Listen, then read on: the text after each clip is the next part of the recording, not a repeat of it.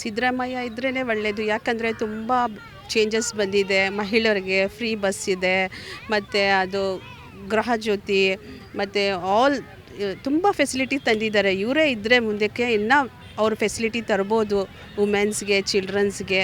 ಈಗ ನೋಡ್ತಾ ಇದ್ದೀವಿ ಇತ್ತೀಚೆಗೆ ಕ್ರೈಮ್ಸ್ ಎಲ್ಲ ಸ್ವಲ್ಪ ಕಡಿಮೆ ಆಗಿದೆ, ರೋಡ್ಸ್ ಎಲ್ಲ ಸೇಫ್ಟಿ ಆಗಿದೆ. ಇವರೇ ಸಿದ್ದರಾಮಯ್ಯ ಇದ್ದರೆ ಇಟ್ಸ್ ಬೆಸ್ಟ್.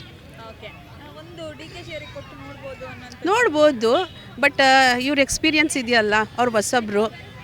ಬಟ್ ಇವರು ಈ ಫೀಲ್ಡಲ್ಲಿ ತುಂಬ ಓಲ್ಡ್ ಪರ್ಸನ್ನ, ಮತ್ತು ಅಡ್ವೊಕೇಟರ್ಸ್, ಮತ್ತು ಸೊ ಇವರಿದ್ದರೆ ಒಳ್ಳೆಯದು ಅನಿಸ್ತೀನಿ.